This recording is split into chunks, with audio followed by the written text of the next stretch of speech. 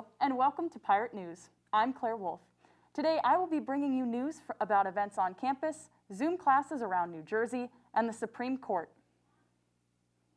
How should religious faith affect one's pursuit of racial justice? Does it help or hinder that pursuit? Answers to these questions and more can be found at tonight's Faith and Racial Justice Symposium, virtually at 8 p.m., sponsored by the Center for Catholic Studies. Tonight's keynote speaker is Gloria Purvis, host for the Eternal Word Television Network, also known as the EWTN, and her talk is titled The Light of Faith, Judging that Racism Exists and that We Must Change. All Seton Hall students, faculty, and staff are invited to attend, and more information, including how to register, can be found on the university calendar page or by emailing ashley.banks@student.shu.edu. Looking for some intergalactic fun this Friday? Join SAB out on the green for another installment of their Free Flick Fridays. This week's showing is Star Wars: The Rise of Skywalker, so just make sure to register on Eventbrite, grab a blanket, and get ready to go on an adventure that is sure to be, you guessed it, out of this world. Now we will head over to Ben Harris with your sports update. Ben? Thank you, Claire, and hello, sports fans. I'm Ben Harris, bringing you the latest in all your sports news. On the gridiron this past weekend, the New York Giants took two massive losses, one in the score column falling to the Chicago Bears 17-13, and the other coming in the form of Saquon Barkley. New York's superstar running back unfortunately suffered a torn ACL and will be out for the remainder of the season. As for MetLife's other inhabitants, the New York Jets fell to the defending NFC champions San Francisco 49ers 31-13. However, no 49ers fan is happy with the win, as Jimmy Garoppolo, Nick Bosa, Solomon Thomas, and their two top running backs all went down with injuries. On the hardwood, the conference finals are well underway. LeBron James and Anthony Davis have been getting Shaq and Kobe comparisons left and right with their fantastic performances throughout the series with the Denver Nuggets.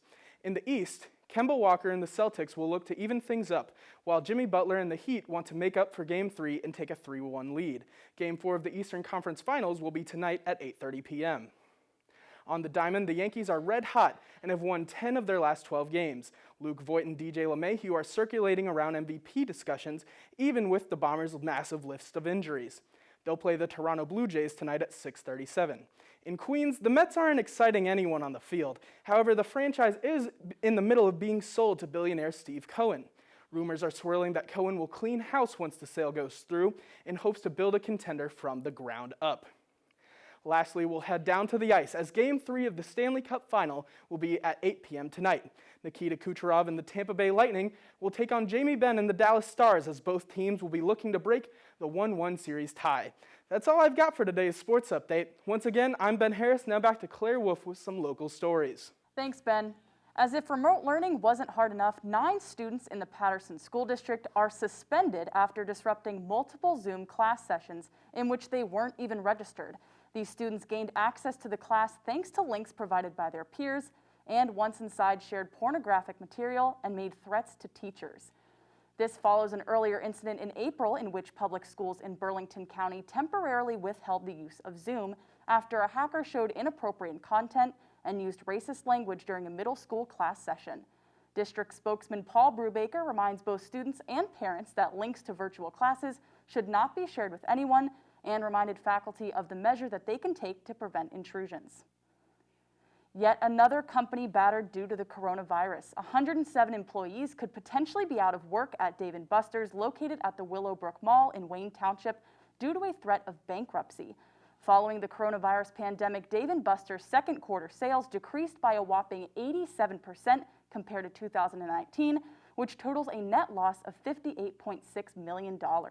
The company said a deal was reached April 14th with lenders to waive its debt through November 1st. However, if the deal is not extended, Dave & Buster's will have to implement a restructuring plan.